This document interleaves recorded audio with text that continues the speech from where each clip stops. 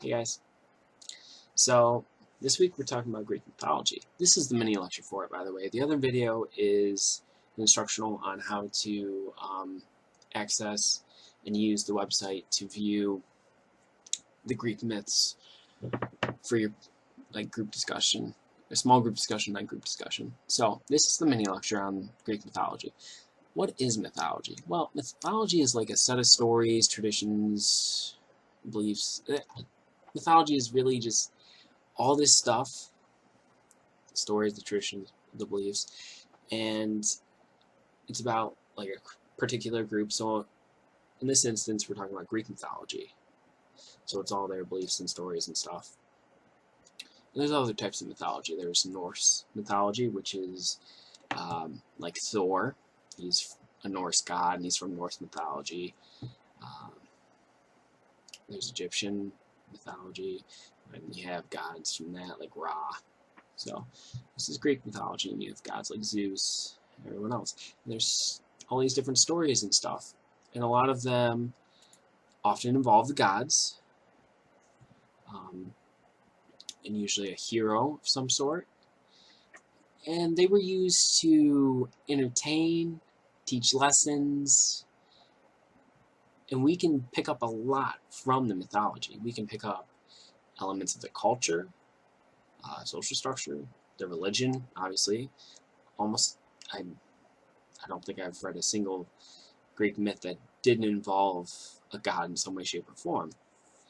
And so Greek mythology was communicated a lot through stories and epics, and a lot of it was like talking to each other. So like I'm doing right now. If I were to tell you a story, and then you were to communicate it, and it conveyed some of our values and stuff, we'd be like passing on like myths stuff. So a big myth, Greek myth, is an epic, and it's by Homer. You might have heard of it. It's the Iliad and the Odyssey. They had movies on it, and I think there might have been a TV show. But that's a big one, and it's a good example. And it's important that we look at these myths because they, as I said earlier, they have so much information on the Greek society and their culture. And actually, you'll be seeing a lot of references to different Greek myths in Percy Jackson.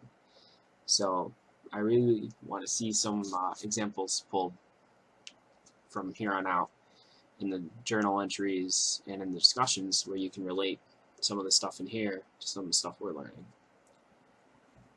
I've provided quite a few links to all these different Greek myths, but really quick, I just want to go over some of the Greek gods, goddesses, help you out, maybe help you make a decision.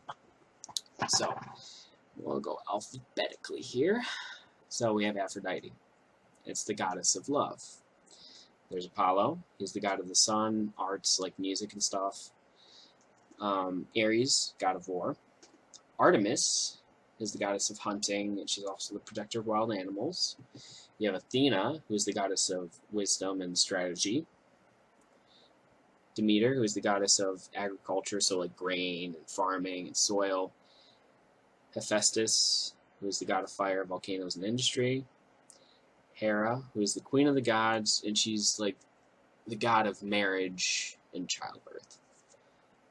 Hermes, messenger of the god. Poseidon, god of the seas. Zeus, he's the king of the gods. He's also the protector of justice, social order, storms, lightning bolts. You know, if you've seen Hercules, you know. By the way, yes, Hercules is a great example of a Greek myth. Disney skewed some of it, obviously, to make it kid friendly and entertaining. But so those are some of the major god and goddesses I just went over, and you're gonna have to choose who you would like to go with.